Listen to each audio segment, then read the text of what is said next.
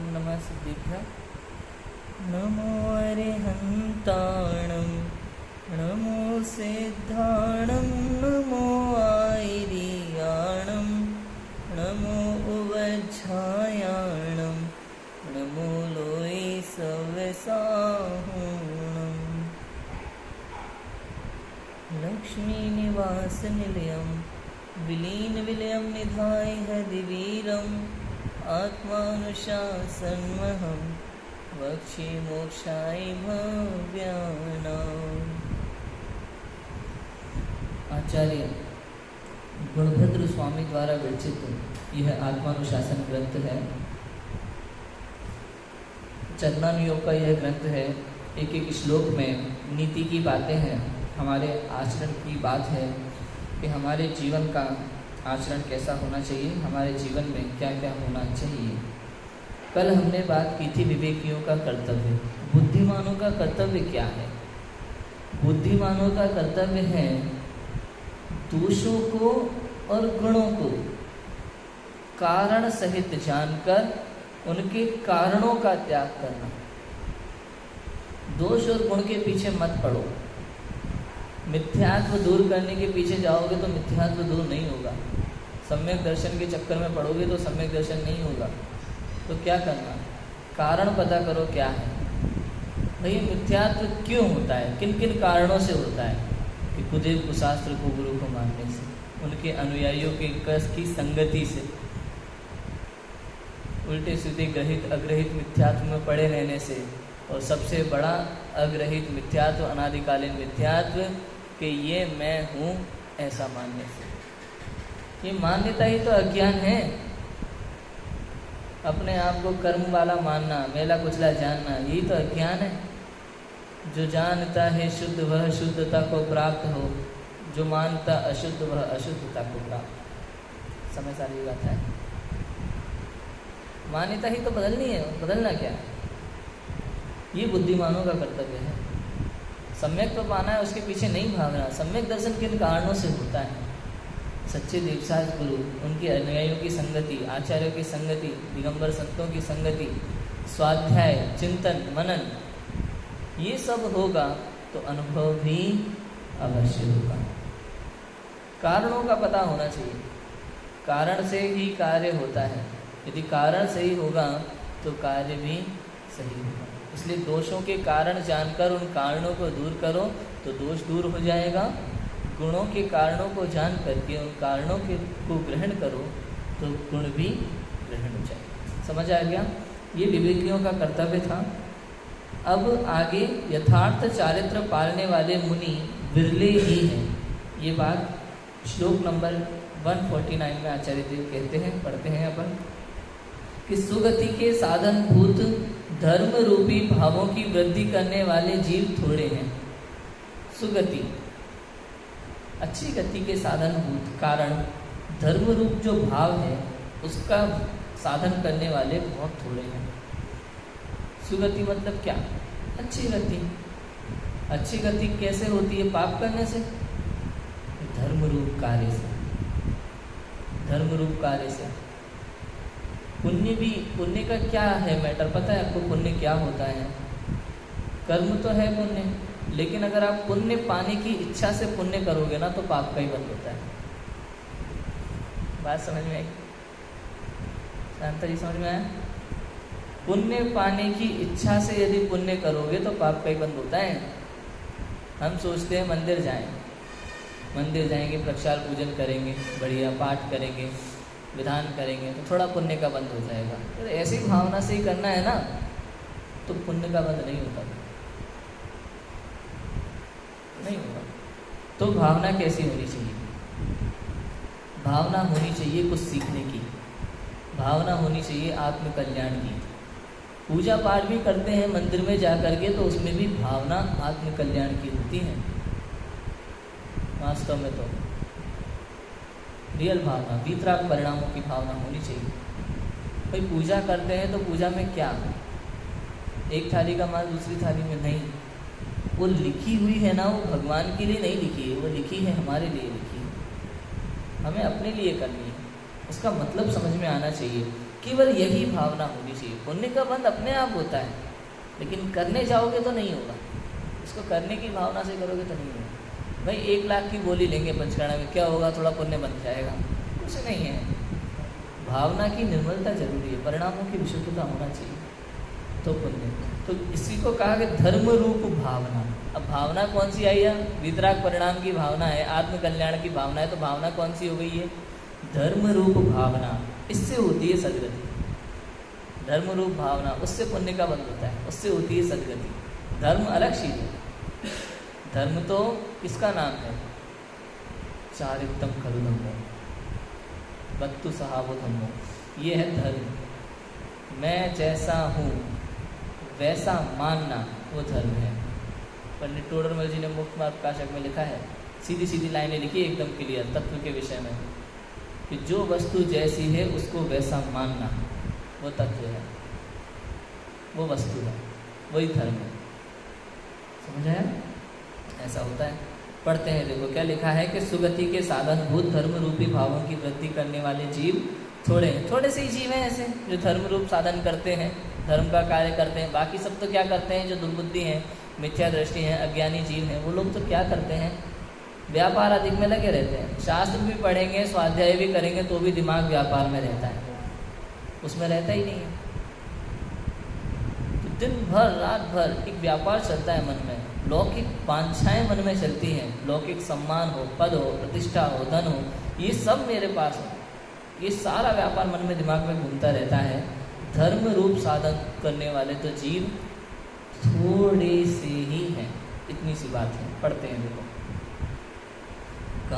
कलम दंडो नीति सचन पति भेस्ती नृपतयो नयन्त्यर्थार्थं तम न च धनमदोस्त्याश्रमवतां न तानामाचार्या न हि नतिरता साधुचरिता तपस्थेषु श्रीमन् मणय इव जाता प्रविरला। कलि में नीति जगत में नरपति करते निश्चित दंड विधान, किंतु उसे धन स्रोत बनाते धन विहीन है आश्रमवान।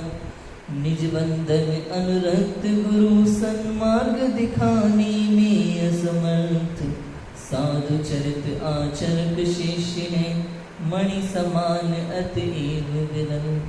कहते हैं पंचम काल में दंड विधान बहुत जरूरी है, नहीं तो आदमी सुधरता नहीं है। लौकिक में यहाँ राजा आदि दंड देते हैं पाप करने वाले को, और मुनिराजों में आचार्य आदि देते हैं। ऐसी बात कहते हैं। देखो पढ़ते हैं, कली काल में दंड की नीति है। दंड देने से ही न्याय मार्ग पलता है, और दंड राजाओं द्वारा दिया जाता है। राजा के बिना कोई और दंड देने में समर्थ नहीं है, परंतु वे राजा धन के लिए ही न्याय करते हैं। जहाँ धन आने का प्रयोजन सिद्ध न हो वहाँ वे न्याय नहीं करते। लेकिन यह धन आश्रमवासी मुनियों के पास नहीं होता, क्योंकि उनका वेश ही धन रहित है। इन भ्रष्ट मुनियों को राजा न्याय मार्ग में नहीं चलाते, इन पर शासन नहीं करते। आचार्य स्वयं की विनय नमस्कार आदि करने के लोभी हो गए हैं, अतः वे भी विनयवान मुनियों को न्याय में प्रवर्तन नहीं कराते। इस प्रकार इस काल में मुनियों का निर्दोष आचरण करने वाले तपस्वी मुनि शोभायमान उत्कृष्ट रत्नों की भांति थोड़े ही हैं। कितनी सिंपल बात है।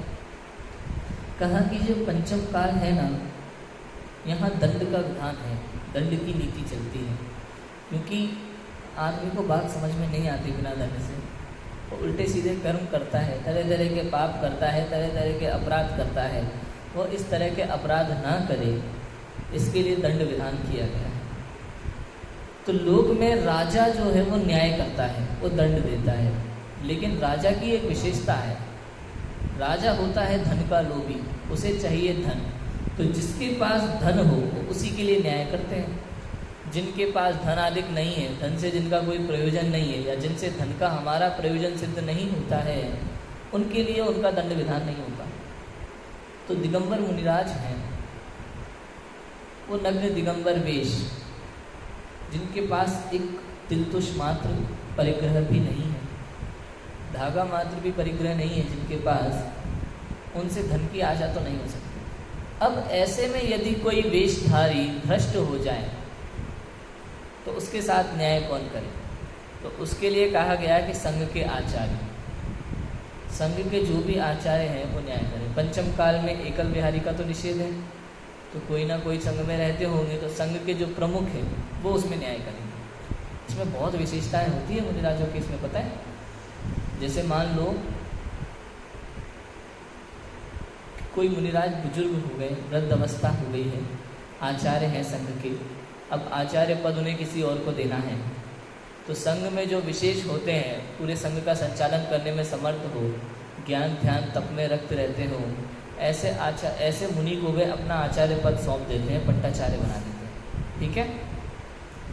अब वो पट्टाचार्य बनाने के बाद स्वयं हो जाते हैं साधारण मुनि, क्योंकि पद का त्याग नहीं करें तो अधोगति होती है। इसलिए अंत समय में पदाधिक का धनाधिक का पूर्ण रूप से त्याग करना चाहिए। ठीक है।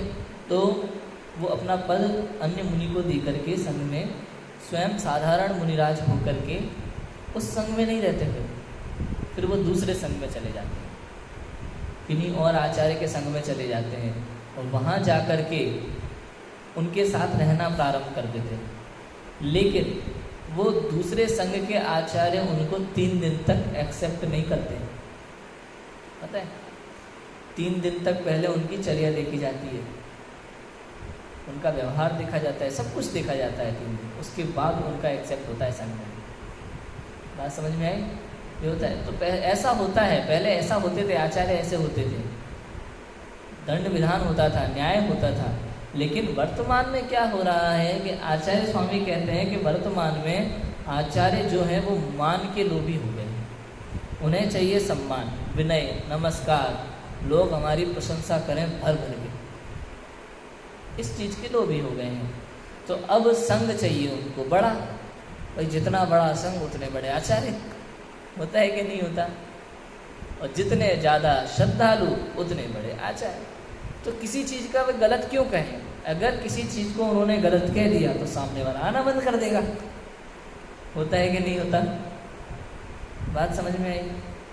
तो अब वो क्या करते हैं कि वो न्याय करना भूल गए, अब वो न्याय नहीं करते। बात समझ में आई? अब वो न्याय नहीं करेंगे।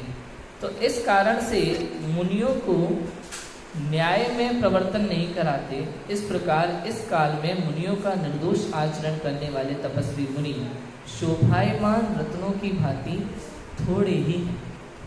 थोड़े ही मुनि बचे हैं शोभायमान रत्नों की भांति, जैसे इस काल में रत्न थोड़े ही बचे हैं, इसी प्रकार से शोभायमान मुनि भी वास्तव में निर्दोष आचरण पालन करने वाले मुनि भी थोड़े ही बचे हैं। देखो, बहुत सारी बातें हो सकती हैं इस विषय पर, लेकिन हमने जो बात की है उससे हमें ये क्लियर समझ में आ जाता है कि ऐसा क्या कारण है कि आचरण पालने में समस्या हो रही है। आचार्य सीधा सीधा कारण लिखा है आचार्य ने अपने श्लोक में, मूल श्लोक में क्या लिखा है कारण? सीधा सीधा कि वर्तमान के आचार्य हो गए हैं विनय नमस्कार आदि मान के लोभी। ये सबसे बड़ा कारण है। नाम होना चाहिए खूब बड़ा, प्रतिष्ठा होना चाहिए संसार में अपनी, जितना बड़ा संघ उतने बड़े आचार्य। इस कारण से निर्दोष आचरण पालने वाले मुनि नहीं, उनके संग में मुनिराज होते हैं वो टोकते नहीं हैं, रोकते नहीं हैं। टोकेंगे रोकेंगे तो निकल जाएंगे, और वर्तमान में ऐसा होता है। आप देख लो, शिष्य अपने गुरु से परेशान है, मैं जानता हूँ ये बात, क्योंकि मैं साथ में रहा हूँ, मिला हूँ, जुला हूँ, बातें सुनी हैं, तो मैं जानता हूँ। जब मुनि आचार्य के संग में वर्तमान में कोई मुनि हो, उनके परिवार वाले आ जाते हैं तो शिकायत करते कि इन आचार्य ने हमसे ऐसा ऐसा कहा था, हमें ऐसे डांट दिया था, हमें इनके साथ नहीं रहना, हम तो दूसरे संग में चले जाएंगे, अकेले रहेंगे। तो ये सब बातें मैंने सुनी हैं, तो ऐसा होता है। तो अब संग छोड़ के ना चला जाए इस भय से वो मुनियों को कुछ कह नहीं रहे। निर्दोष आचरण पालने वाले मुनि इसलिए नहीं बचे। देखो भावार्थ पढ़ते हैं। इस पंचम काल में उत्पन्न होने वाले जीव जड़ और वक्र होते हैं। वे दंड के भय बिना न्याय मार्ग में प्रवर्तन नहीं करते, कानून का पालन नहीं करते, तथा लोक पद्धति में राजा दंड देने वाले हैं और धर्म पद्धति में आचार्य दंड देने वाले हैं। यहाँ राजा धन के प्रयोजन की पूर्ति हेतु ही न्याय करते हैं, लेकिन मुनियों के पास धन नहीं होता, इसलिए राजा उन पर शासन नहीं कर सकते। इसलिए मुनि जैसी चाहे वैसी प्रवृत्ति करते हैं। आचार्य तो विनय के लोभी हो गए हैं, इसलिए वे मुनियों को दंड नहीं देते। अतः मुनि भय रहित स्वच्छंद हो गए हैं।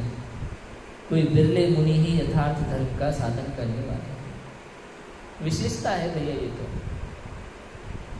उत्कृष्ट चीज हमेशा संसार में थोड़ी ही पाई जाती है, इस बात का ध्यान रखना। कभी अपने संख्या कम होने की क्या नहीं करना, अफसोस नहीं करना। अभी आता है कुछ मैसेज चलता है फेसबुक पे, व्हाट्सएप पे, भाई जनसंख्या बढ़ाओ, जैनों की जनसंख्या कम है। तो कहाँ दृष्टि है? सोचो, संसार से निकलने की दृष्टि होना चाहिए। अनादि काल से भटक भटक के यहाँ तक पहुँचे, देवशास्त्र गुरु का समागम मिला, जैन कुल मिला, जिनवाणी मिली, मुक्ति प्राप्ति का उपाय छोड़कर संसार बढ़ाने का उपाय करने में बुद्धि लगी हुई है। कितनी बड़ी हीनता है, सोचो कितनी बड़ी समस्या है। ये विचार ही गलत है। तो फिर आचार्य ने तो कहा है कि संसार में पुरुषार्थ लगता ही नहीं है। किसी भी सांसारिक कार्य में पुरुषार्थ तेरा लगता ही नहीं है, तेरी बुद्धि लगती नहीं है। संसार के जो भी कार्य होते हैं वो तेरे पूर्व कर्मों के उदय के अनुसार हैं। कल ही तो आया था कि संसार में जो भी कार्य होते हैं तेरे पूर्व कर्म के उदय के अनुसार है, वहाँ पुरुषार्थ लगता ही नहीं है। तो पुरुषार्थ कहाँ लगता है? पुरुषार्थ लगता है केवल आत्मकल्याण में, केवल आत्मकल्याण में। तो उसका कार्य कर, उसमें बुद्धि लगा। यहाँ बुद्धि मत लगा कि ये क्या होगा, ये क्या होगा, अगर ऐसा नहीं करेंगे तो क्या होगा, ऐसा नहीं होगा तो क्या होगा। वही होगा जो होना होगा, वही होगा जो अनंत सिद्धों के ज्ञान में झलक रहा है, वही होगा जो अरिहंतों के ज्ञान में झलक रहा है। तू करने वाला है ही कहाँ? हमारे मन से ये बात निकलती ही नहीं है, पता है। ये अज्ञान क्यों बैठा हुआ है? इतना स्वाध्याय करने के बाद भी हम लोग अभी तक क्यों आगे नहीं बढ़ पा रहे हैं? क्यों सम्यक दर्शन नहीं हो रहा? क्यों अनुभव नहीं हो रहा आत्मा का? क्योंकि आत्मा पे दृष्टि नहीं है, तो अनुभव कहाँ से होगा?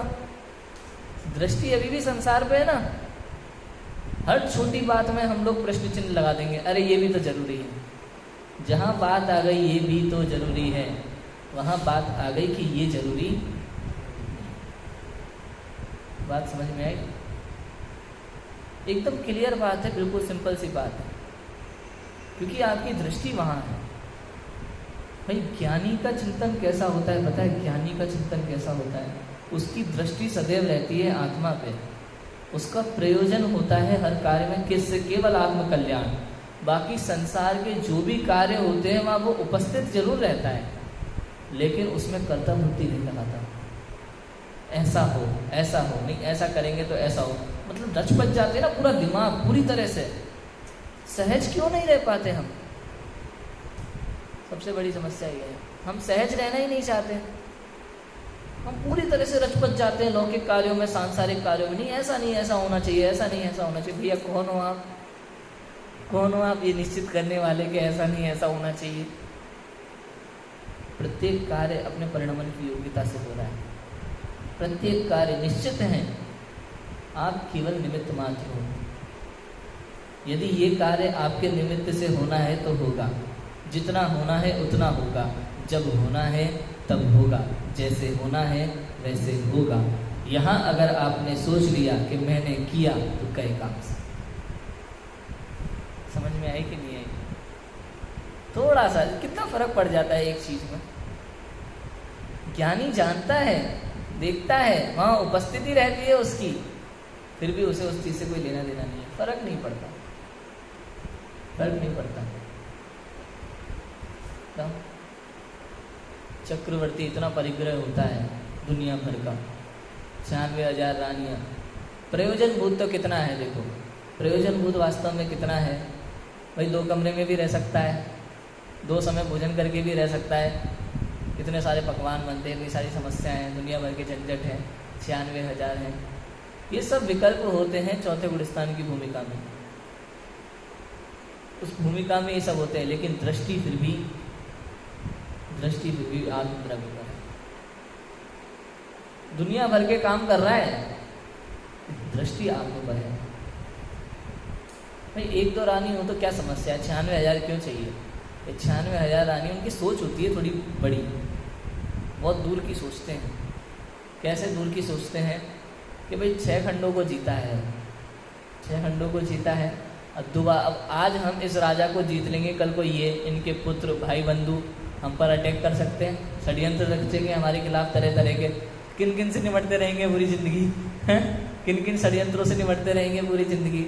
इसलिए वहाँ से एक कन्या ले आते हैं भैया, उनकी बेटी को ले आए, उनकी बहन को ले आए, शादी कर ली, अब झंझट खत्म।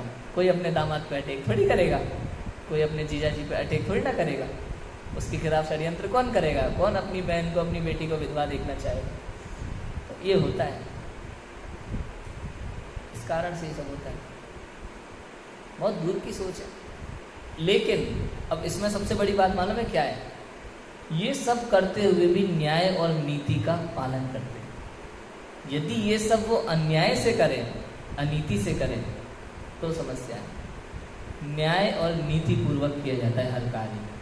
कन्या को लाएंगे, लेकिन माता पिता की आज्ञा पूर्वक विवाह करके, और ऐसा नहीं ले आए, पसंद नहीं आई तो चलो कोई बात नहीं दूसरी देखते हैं, डिवोर्स वगैरह ऐसा कुछ नहीं है। पत्नी बनाकर लाए हैं तो जीवन भर उनका निर्वाह करेंगे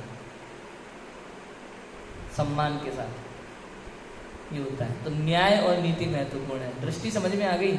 हम लोगों का क्या है, तरह तरह की बातें, अन्याय बीच में आ जाता है। मालूम है कैसे कैसे आता है बीच में? अरे आजकल इतना तो चलता है, इतना तो चलता है का मतलब है सब कुछ चलता है। इतना तो चलता है मतलब एक्सेप्ट। आज जितना भी शिथिलाचार आया है धर्म में, उसका सबसे बड़ा कारण क्या है? एक लाइन, केवल इतना तो चलता है, केवल एक लाइन। आज इतना एक्सेप्ट किया है, थोड़े समय बाद थोड़ा एक्सेप्ट होगा, थोड़े समय बाद थोड़ा एक्सेप्ट होगा, और वो शिथिलाचार बढ़ता बढ़ता चला जाएगा, सब कुछ एक्सेप्ट हो जाएगा, ग्रंथ बदल जाएंगे पूरे। समझ आया? जो चीज़ अभी तक नहीं होती थी वो आज अगर किसी कारण से हो गई, तो कल नए शास्त्र में लिखने में आएगा कि ये चीज़ हो सकती है, इन आचार्य ने यहाँ पे की। अब वो चीज़ बदल गई, समझ में आया? ऐसे ही कल दूसरा होगा। ये है एक्सेप्ट की गलती, जो गलत है वो गलत है, जो नहीं होना चाहिए वो नहीं होना चाहिए। जैन शासन तो ऐसा ही है, यहाँ कुछ नहीं बदलता। समझ आया? ऐसा है। तो आचार्य तो विनय के लोभी हो गए, इसलिए वो मुनियों को दंड नहीं देते। अतः मुनि भय रहित स्वच्छंद हो गए हैं। कोई बिरले मुनि ही यथार्थ धर्म का साधन करने वाले हैं। कोई बिरले ही मुनि हैं जो यथार्थ धर्म का साधन करते हैं, वास्तविक धर्म का साधन करते हैं। वरना अन्यथा क्या होता है, धर्म की परिभाषा नहीं समझना चाहते।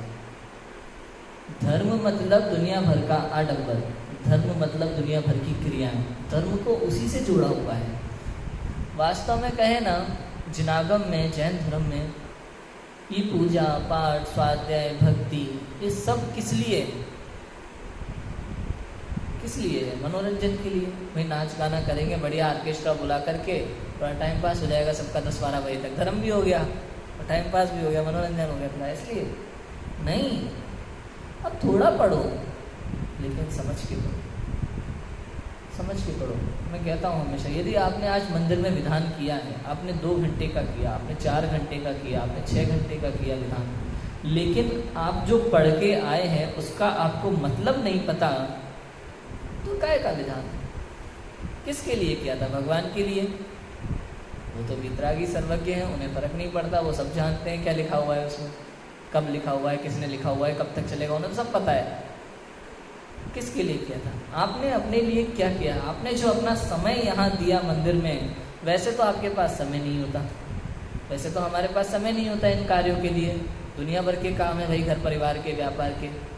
बड़ी मुश्किल से 1-2 घंटा यदि हम यहाँ निकालते हैं, पर हमें मतलब नहीं पता, उस चीज़ का हमने उपयोग नहीं किया हमने उस समय का सही, तो उसका कोई अर्थ नहीं, कोई अर्थ नहीं है। इसलिए लिखा यहाँ कि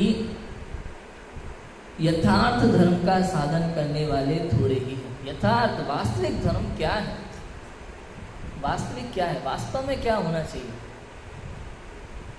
थोड़ा पढ़ो, समझ कर पढ़ो, उसका मीनिंग आपको पता होना चाहिए। रटना भी नहीं है, ऐसा नहीं कि आपने याद कर लिया, हाँ भाई याद कर, तुम कोई सा भी छंद पूछ लो, कौन सी लाइन बताना है बताओ, मैं बता दूंगा। मीनिंग, उसका भाव समझ में आया कि नहीं आया। अब बोले ग्रंथ कब समझ में आता है, जैसे आपने भक्तामर स्तोत्र पढ़ा, तो भक्तामर स्तोत्र पढ़ते समय ऐसा नहीं कि पढ़ के चले गए मंदिर में, नहीं, उस समय आप विचार करो। आचार्य मान तुम स्वामी के पास चले जाओ बैठे बैठे, जेल में पहुंच जाओ मिलने के लिए, क्या परिणाम हुए होंगे कि उन्होंने इतना गजब का स्तोत्र लिखा। सोचो उस समय आचार्य के मन में कैसे विकल्प होंगे, क्षण में अंदर क्षण में बाहर, कैसे उन्होंने आदिनाथ भगवान को हृदय में बिठाकर उनकी स्तुति की होगी, क्या भाव हुए होंगे। फिर उस श्लोक को पढ़ो, उसके बाद देखो आचार्य ने कैसे भाव पूर्वक ये लिखा है, कितनी निर्मलता होगी परिणामों की। यदि रचनाकार के माइंड से अगर आप उसको पढ़ोगे तो उस रचना का भाव समझ में आता है। आचार्यों के हृदय में गुरुदेव ने जो भी प्रवचन किए ना, समय सार पर, नियम सार पर, प्रवचन सार पर या अन्य ग्रंथों पर, योग सार पर, ये आचार्यों के हृदय में बैठ कर किए, तभी इनका मर्म निकला है, ऐसे नहीं निकला। और गुरुदेव ने अपने प्रवचनों में कहा कि अमृतचंद्र आचार्य ने कुंदकुंद आचार्य के हृदय में बैठकर ये आत्मख्याति टीका लिखी है। बात समझ में है कि नहीं, इतना क्लियर है, बहुत बढ़िया बात है। अब देखो आगे 150 नंबर का श्लोक है, उसमें स्वच्छंद प्रवृत्ति करने वालों की संगति का निषेध किया जाएगा, जिसकी चर्चा हम अब कल करेंगे। अभी का हमारा समय हो चुका है। 150 नंबर का श्लोक कल हम पढ़ेंगे, स्वच्छंद प्रवृत्ति करने वालों की संगति का निषेध, उनके साथ हमें नहीं रहना चाहिए। ये बात तो हमें हमेशा ध्यान में रखना चाहिए। जो अन्याय करते हैं, अनीति करते हैं, थोड़ी थोड़ी बातों पे बदल जाते हैं, थोड़ी थोड़ी बातों पे भटक जाते हैं मार्ग से, गलत काम करना चाहते हैं, उनकी संगति कभी नहीं करना चाहिए, कभी नहीं। हम जब हॉस्टल में पढ़ते थे, भैया हमें दोपहर में गेट के बाहर जाने को मना है, नहीं जाने। अब किसी को चाय पीने के लिए अगर जाना हो गेट के बाहर, सब जाएंगे साथ में क्लास में, मना करो तो कहेंगे डरता है, डरता है भाई सबसे। नहीं, मुझे थोड़ा सा काम है, झूठ बोल के चले जाओ, थोड़ा सा काम है, लेकिन उधर नहीं जाना। जो चीज़ गलत है ना, जहाँ गलत है उस ऐसे आप बहाना बना के निकल जाओ, लेकिन उसकी संगति मत करो, उसके साथ मत जाओ, उसके साथ मत घूमो, क्योंकि संगति ही हमें दुर्गति में ले जाती है और संगति ही हमें सुगति में ले जाती है। कहा था ना, संजीव जी भाई सबके प्रवचन संयम प्रकाश के मैं सुन रहा था, उनके प्रवचन में आया था ये बात, संगति का। संयम प्रकाश ग्रंथ में आचार्य सूर्य सागर ने लिखा था, कई छंद उन्होंने आचार्यों की बातें उसमें कोट की थी।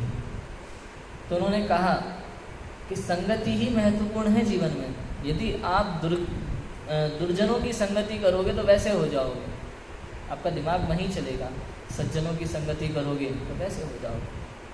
आपको जिस लाइन में जाना है उसकी संगति पकड़ लो। यदि आपको सम्यक दर्शन प्राप्त करना है, मोक्ष मार्ग प्राप्त करना है, तो ऐसे जीवों की संगति करो जो इस मार्ग में लगे हुए हैं, जो अनुभवी हैं, आत्मज्ञानी हैं, मोक्ष मार्गी हैं, उनकी संगति करो तो आप भी मोक्ष मार्गी होंगे। हम सभी मोक्ष मार्गी बने, सम्यक दर्शन ज्ञान चाहे प्रकट करें, इसी भावना से अभी की बात को विराम देते हैं। ओम नमः शिवाय।